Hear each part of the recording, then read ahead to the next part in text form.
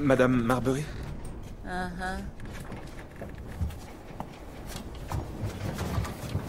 Je suis Monsieur Cust.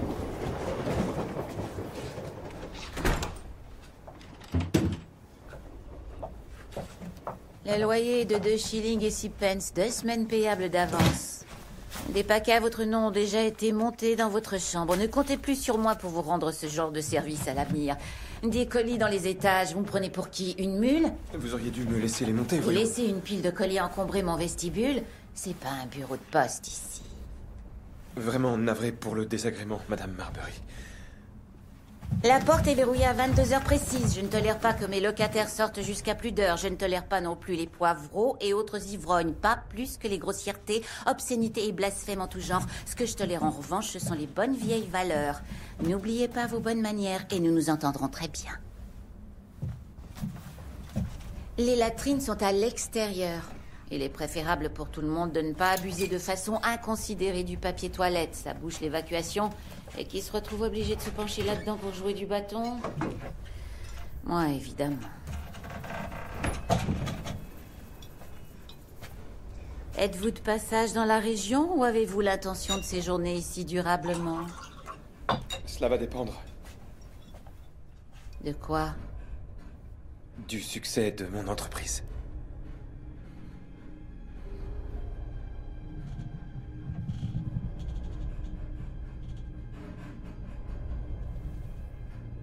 Des punaises de lit? Je tiens une pension propre, Monsieur Cust. Une pension qui ne loge aucun étranger. Pas comme chez d'autres qui accueillent tellement n'importe qui qu'on sait plus quel air on respire.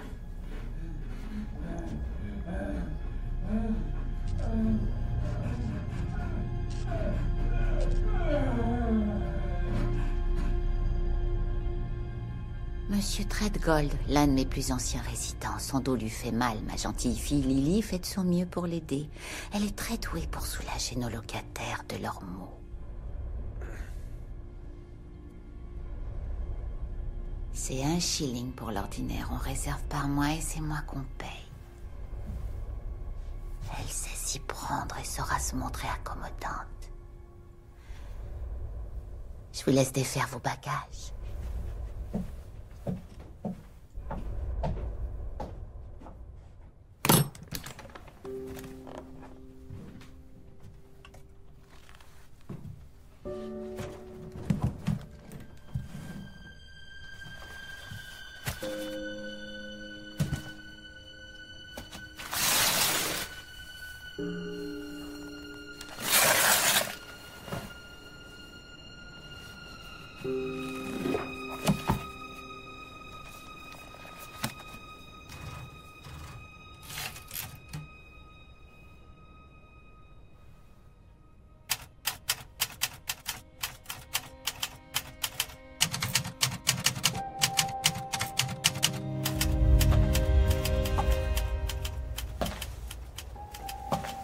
Je vous ai suivi l'autre jour.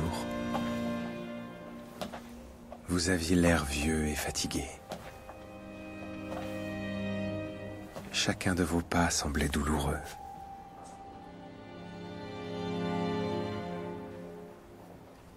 Je me faisais presque du souci pour vous.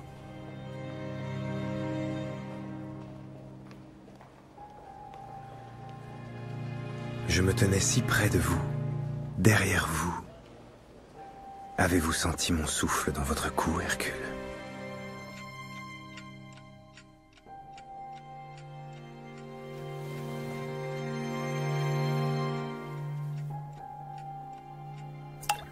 Beaucoup n'y verront que de la vanité. Ce pauvre prétentieux de Poirot, tellement imbu de sa personne, diront-ils. Et ils se moqueront de vous dans votre dos. Moi, je ne me moque pas.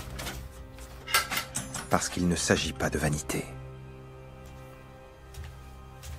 Je crois que vous essayez de remonter le temps à l'époque où vous étiez un détective célèbre. À l'époque où vous étiez reconnu. Où vous étiez demandé. Où vous étiez aimé.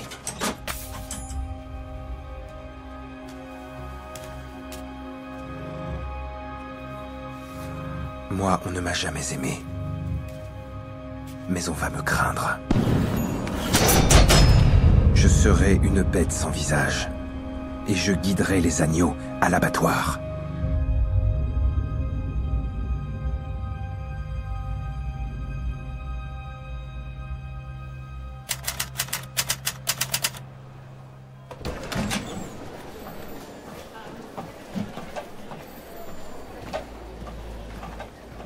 Il faut que je parle à l'inspecteur Japp, c'est particulièrement urgent, je connais le chemin. Il n'est pas là. Où est-il? Sûrement en train de biner dans son potager. C'est un civil ordinaire à présent. Il a pris sa retraite? Mhm. Et par qui l'a-t-on remplacé, s'il vous plaît? Par le jeune inspecteur Chrome, monsieur. C'est à lui que je parlerai dans ce cas. Il est sorti enquêter sur une affaire. Veuillez vous asseoir et patienter comme tout le monde, je vous prie.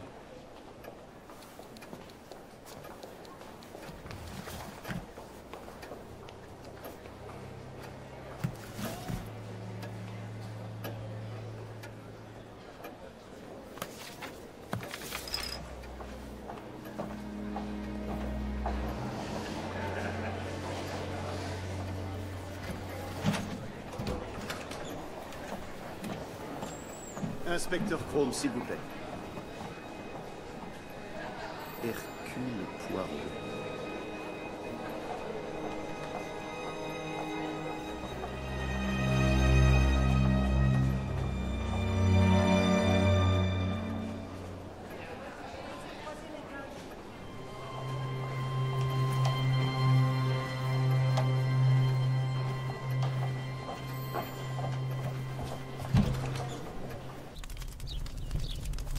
Je serai une bête sans visage, et je guiderai les agneaux à l'abattoir. Inspecteur Japp? Je vais nous rendre service à tous les deux, Hercule. J'aligne en ce moment mes tout derniers pions sur l'échiquier. Je vous dirai quand je serai prêt. En attendant, Chin Chin ABC. Pas une seule des lettres envoyées par ABC n'a le même cachet de la poste. Je conserve les enveloppes. Elles diffèrent également des autres. De quelles autres? Des lettres que je reçois habituellement. J'ai fait une petite sélection, exclusivement dans le but de comparer le ton et l'intention avec celle d'ABC. Vous ne valez pas mieux que nous. Rentrez chez vous, bouffeur de grenouilles. Ça fait 19 ans que je vis en Angleterre et les gens me prennent encore pour un Français. Elles sont toutes comme ça? Mhm. Vous auriez dû me prévenir pour votre départ en retraite. J'aurais bu un verre en pensant à vous. Moi, je ne voulais pas qu'on en fasse toute une affaire, alors j'ai été discret. Japp, pourquoi l'inspecteur Chrome refuse-t-il de me voir? Oh, vous savez comment sont les jeunes. Ils veulent se faire un nom. Chrome a un bon fond. Laissez-lui un peu de temps. Pourquoi conservez-vous donc ces lettres? Vous devriez les jeter. Elles ne méritent pas mieux. J'en reçois chaque jour une nouvelle, Japp. Les lettres que m'envoie ABC sont polies, compatissantes, amicales presque. Ça, c'est ce qui me fait le plus peur. Il y a quelque chose qui cloche dans ces lettres. Hélas, je ne parviens pas à mettre le doigt sur ce qui fait que ça cloche, justement. Quelque chose qui cloche, en voilà un doux euphémisme. Je serais une bête sans visage. Ce type est détraqué de la cafetière. Vous filez un mauvais coton. Vous passez trop de temps tout seul. Si vous sortiez plus souvent, vous verriez ces lettres pour ce qu'elles sont vraiment. Le passe-temps de pauvres gens cruels et d'un type mentalement atteint qui s'adonne à un jeu vicieux. Et vous jeteriez tout ça à la poubelle.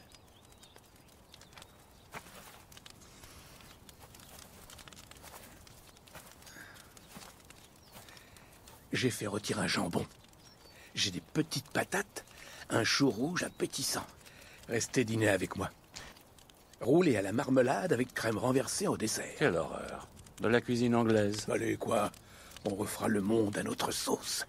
Il me reste même un fond de brandy de Noël. Sans compter que ça me changerait de ne pas manger seul. Si c'est vraiment pour vous rendre service, alors je veux bien accepter. Formidable. Mais d'abord, je brûle ces âneries. Il n'y a pas une lettre qui échappera aux flammes. Japp, merci à vous, mon ami.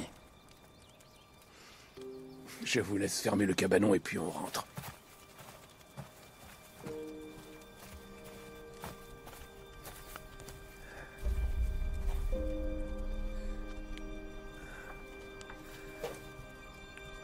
Jap?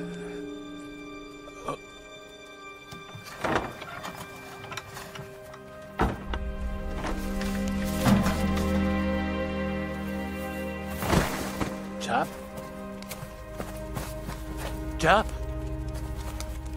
Jap?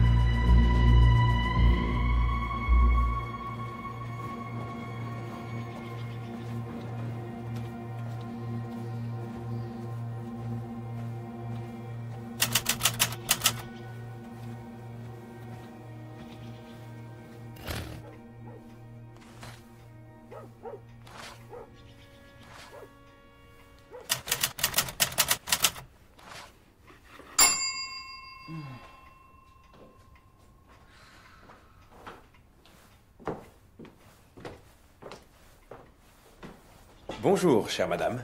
Ai-je le privilège de m'adresser à madame Alice Asher? Oui, mais te fatigue pas avec ton boniment de vendeur. J'achèterai rien et j'ai un sandwich à terminer, alors bonne journée. Vous ne savez pas encore ce que je vends, madame Asher.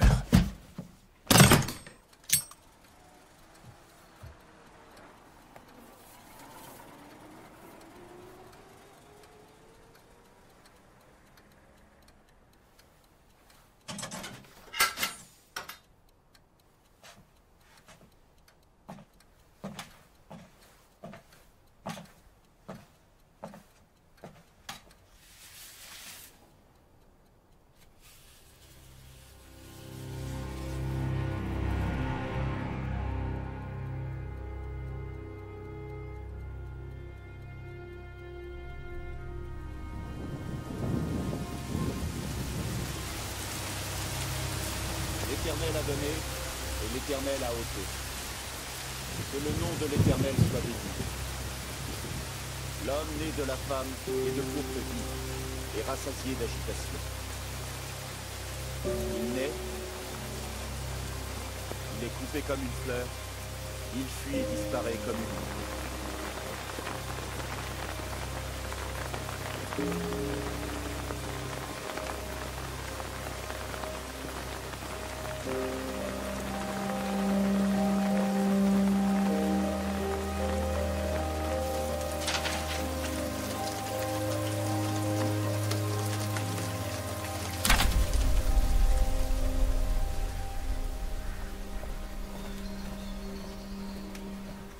Inspecteur Crome, ne me forcez pas à vous courser dans un cimetière. Ce n'est pas digne de la mémoire du défunt. Monsieur Poirot. Il faut d'urgence que vous parliez à vos collègues de Andover. Que je leur parle de quoi? D'un meurtre.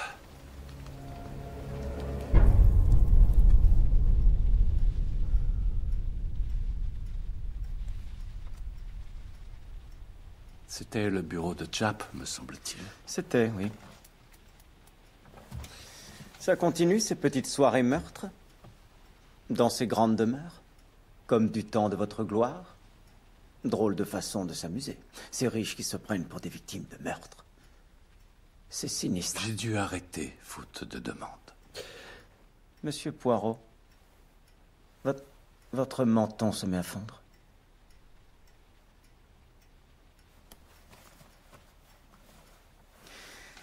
Pas déplaisant, évidemment, de batifoler avec la noblesse, de côtoyer l'élite, les aristos, pour jouer à la mort, la belle affaire, tant que ça durait. Inspecteur Chrome, ai-je pu, par mégarde, vous offenser? Vous voulez dire moi personnellement?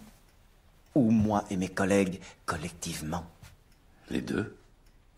De quelle offense pourriez-vous être coupable, monsieur Poirot? C'est vous, le grand détective, capable de remonter les pistes les plus tordues. À vous de deviner. Yellan. J'ai longuement parlé avec nos collègues d'Andover, monsieur, et j'ai le détail de tous les délits perpétrés le 31 mars 1933. J'ai du linge étendu chippé par un chien, une bicyclette jetée dans la rivière, une altercation impliquant un dentier. Un dentier? Oui, monsieur. Un mécréant nommé Herbert Morris, dit le bossu, aurait demandé à une passante de lui sourire. Celle-ci aurait refusé dans des termes particulièrement fleuris. Morris aurait ensuite jeté son dentier sur la passante qui l'aurait piétiné. Et cela aurait dégénéré visiblement. Quoi d'autre? Le lot habituel, ivresse, trouble à l'ordre public, empoignade, racolage. Et un garnement a brisé la fenêtre du bureau de tabac Asher. Mais Madame Asher ne répondant pas, le gendarme en a conclu que celle-ci était au pub local, un lieu qu'elle aime à fréquenter. Il a scotché un carton sur la fenêtre et a laissé filer le voyou avec un coup derrière les esgourdes. Aucun meurtre? Non, monsieur. Pas de cadavre dans la bibliothèque? Pas de chandelier en argent enfoncé dans l'orbite d'une héritière? Pas de viscères encore chauds dans le jardin d'hiver? Non, monsieur. Nous avons fait le tour. J'espère que vous voilà rassuré à présent.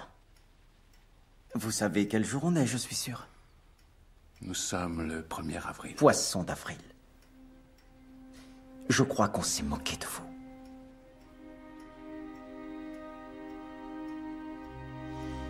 Je vous remercie pour le temps que vous avez bien voulu m'accorder, inspecteur. Pourquoi son menton est tout noir? Ne cherchez pas à savoir.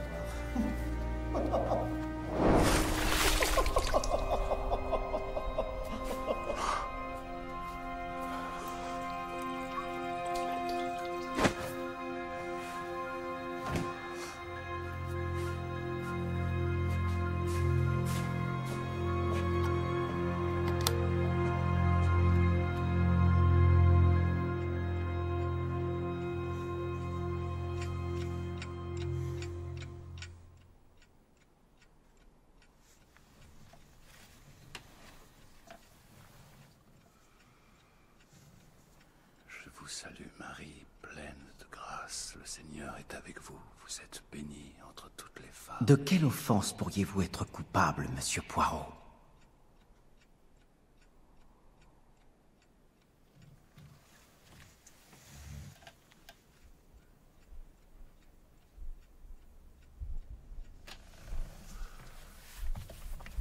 Je vous salue, Marie, pleine de grâce. De quelle offense pourriez-vous être coupable, monsieur Poirot? Quelle offense?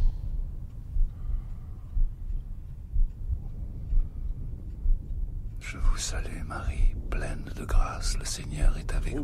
Vous êtes bénie empoignade, entre toutes les racolage, femmes. et un garnement a brisé la fenêtre du bureau de tabac Asher. Mais Madame Asher ne répondant pas, le gendarme en a conclu que celle-ci était au pub local. Pourquoi son menton est tout noir? Ne cherchez pas à savoir. De quelle offense pourriez-vous être coupable, monsieur Poirot? Monsieur Poirot, de quelle offense pourriez-vous être coupable, monsieur Poirot? Une fenêtre du bureau de tabac Asher. De quelle offense pourriez-vous être coupable? De quelle offense pourriez-vous être coupable, monsieur Poirot?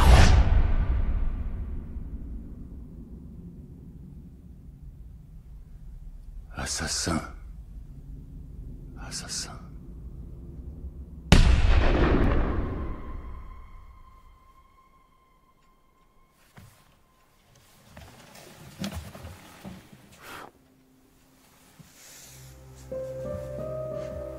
J'espère que vous êtes tout aussi impatient que moi, Hercule. J'espère que vous êtes prêts, vous aussi, le 31 mars, Andover. Chin Chin. Ah, baisser. Abaisser.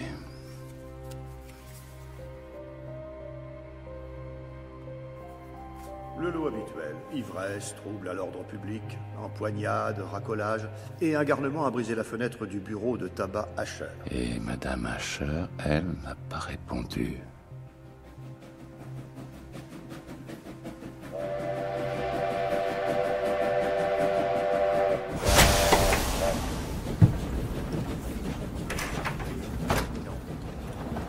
Contrôle des billets. Contrôle des billets. Merci, monsieur. Monsieur? Voici.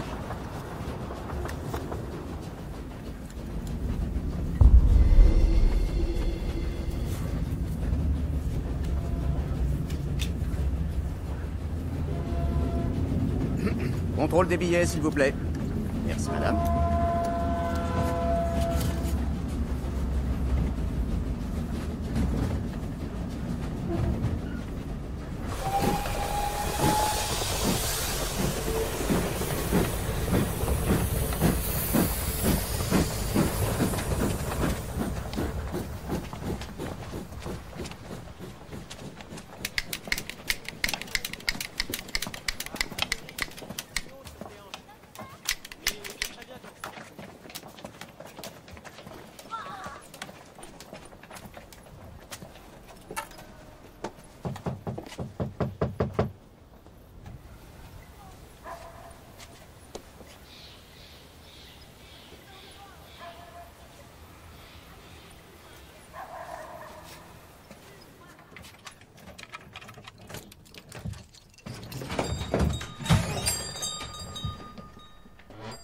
Madame Asher?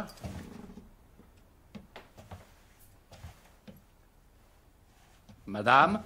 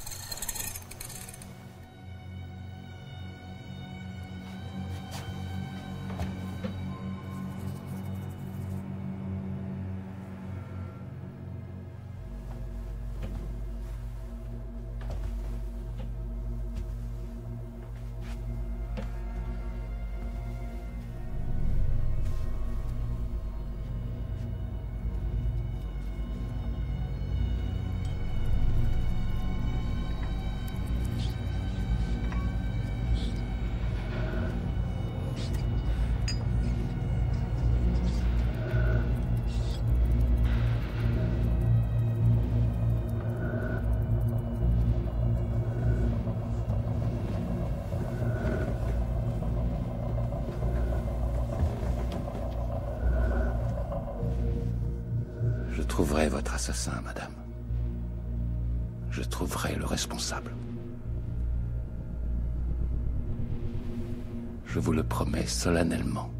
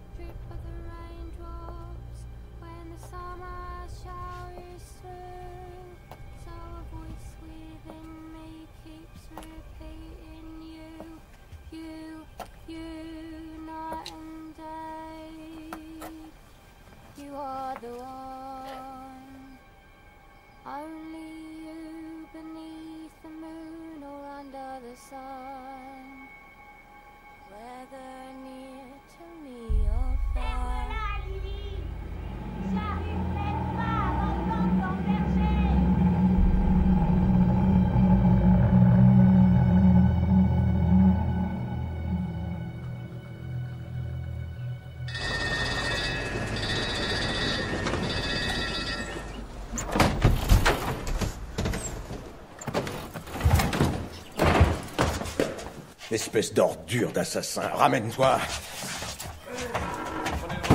Ouais.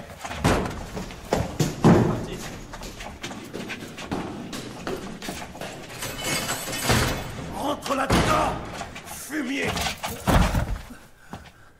T'es bon pour la potence, mon gars. Tu le sais, ça? On va entendre craquer ta nuque. C'est pas moi. Mon cul. Ce n'est pas cet homme. Servez-vous de vos yeux, inspecteur Burns. La voisine d'Alice Asher a dit qu'il menaçait constamment sa femme. Elle l'a entendu dire qu'il allait lui trancher la gorge avant de lui arracher la tête. Et il s'en est fallu de peu qu'il lui arrache proprement la caboche. Sa tête. On lui a coupé la tête. C'est ça, fait l'innocent. Infliger une telle blessure mortelle à l'aide d'une arme qui n'est pas adaptée à la tâche nécessite une grande force. Monsieur Asher est clairement un alcoolique. Il est atteint de délirium tremens. Il n'aurait pas pu soulever une allumette et encore moins brandir un couteau. Et où est le sang? Il ne sait pas laver les mains. Du sang devrait normalement être incrusté dans les plis de ses phalanges, de ses poignets, sous ses ongles, dans les fibres des manchettes de sa chemise encore. Il y aurait forcément du sang un peu partout sur lui. Ce n'est pas notre homme. Il a pu acheter des gants, qu'il aura jetés juste après. Mon Dieu, inspecteur Burns, êtes-vous à ce point si peu expert en faiblesses humaines? Le moindre penny qu'il a est dépensé pour assouvir son démon, l'alcool. Il n'achèterait pas de gants, non. Et le tiroir-caisse n'a pas été ouvert, apparemment. Si l'argent avait été le mobile, il se serait servi dedans. Vous croyez avoir réponse à tout, pas vrai? Eh bien, pas cette fois. L'affaire est classée.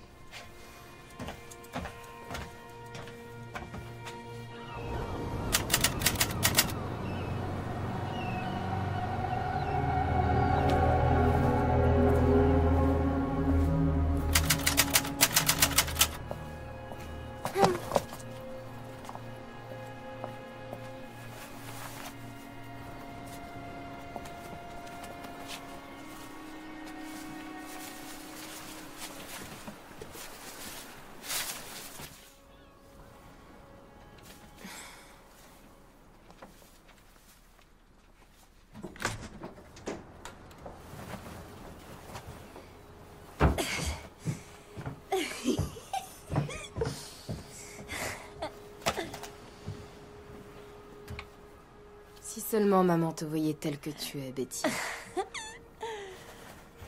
Si seulement Donald savait. Il te démasquera. Mais pas avant que j'en ai eu marre de lui, parce qu'il est tellement barbant, Megan. La seule chose que ce type a pour lui, c'est la paix qu'il ramène, et il est rasoir à mourir. On croirait parler à une plante verte. Comment est-ce que t'as pu le supporter? C'est que je l'aimais, moi.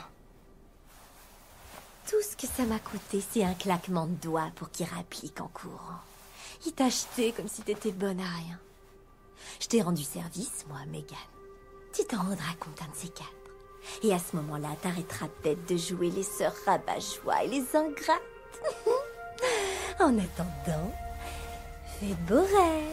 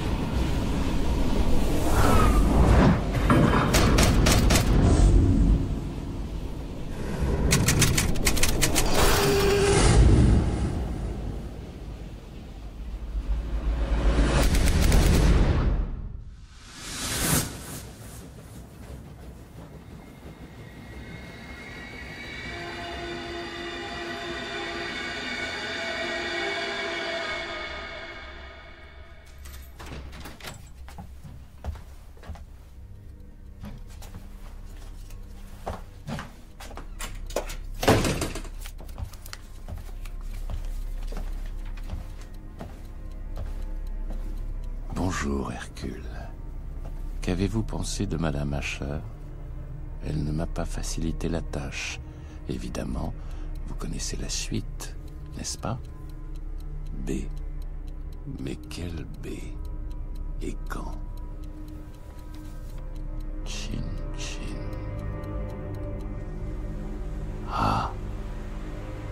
B. C.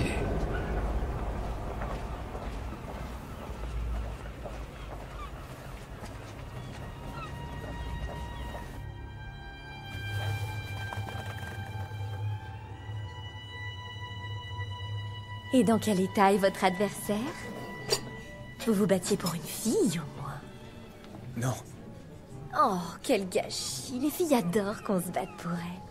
C'est bon de se sentir convoité et désirable. Vous avez quoi là-dedans? L'argenterie familiale? Je suis dans la vente. Je voyage avec ce que je vends. Il n'est pas interdit d'appeler une jeune fille par son prénom. Betty. On est amis maintenant. Et qu'est-ce que vous vendez?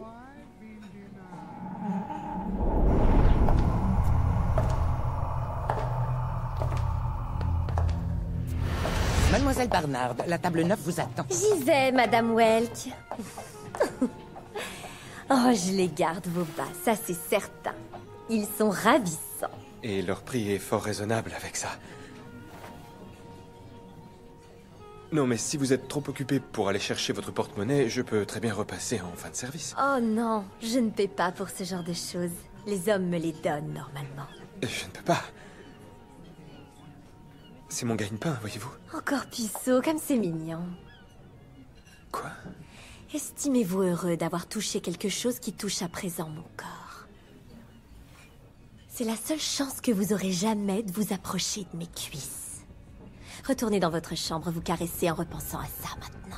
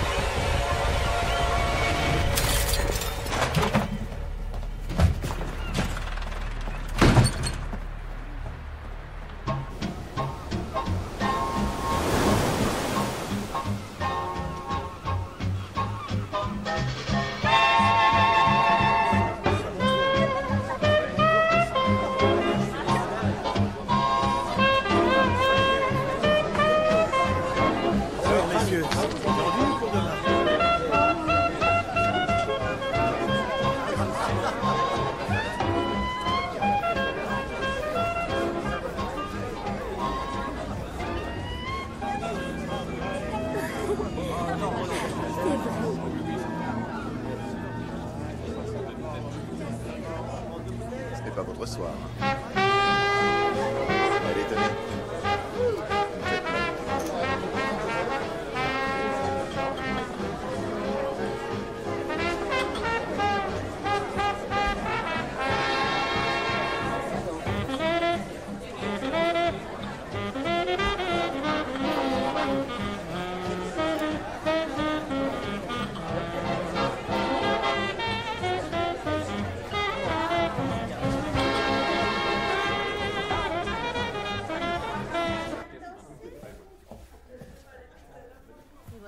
Merci.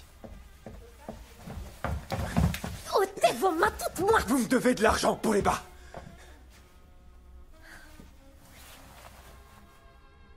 D'être remboursé, pauvre puceau.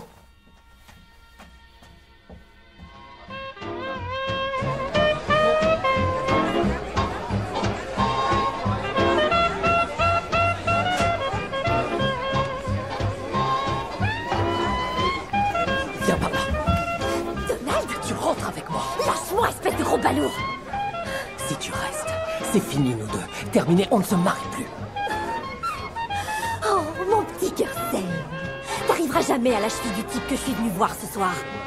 Alors du vent, circule, tu commences à me taper sur les nerfs.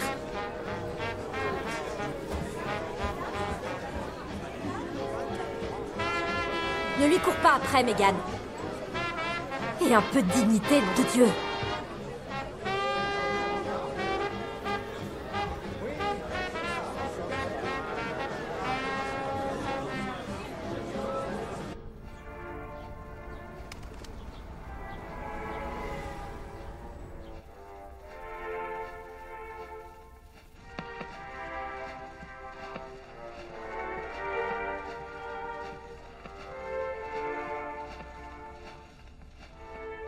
Vous connaissez la suite, n'est-ce pas? B. Mais quelle B?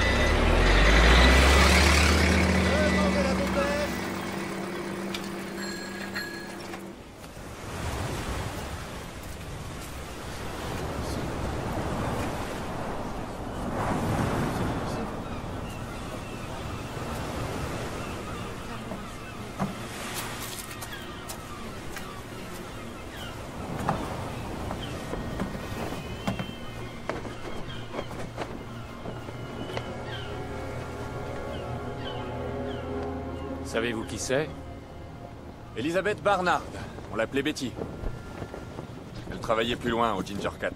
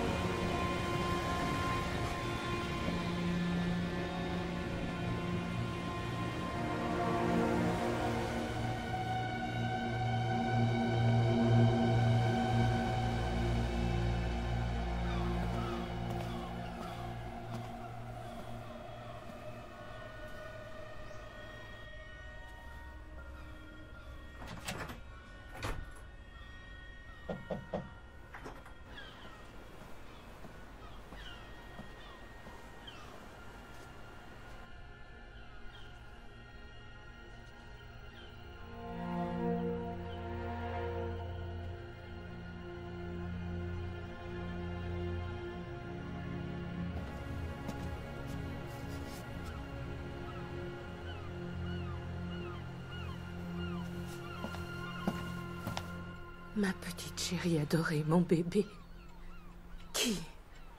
Qui aurait pu faire une chose pareille?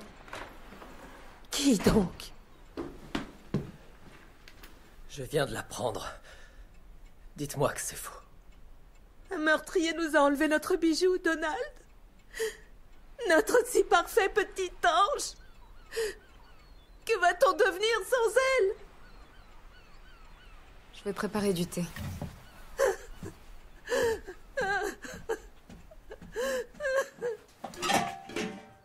Je me suis dit que vous aviez peut-être besoin d'aide en cuisine.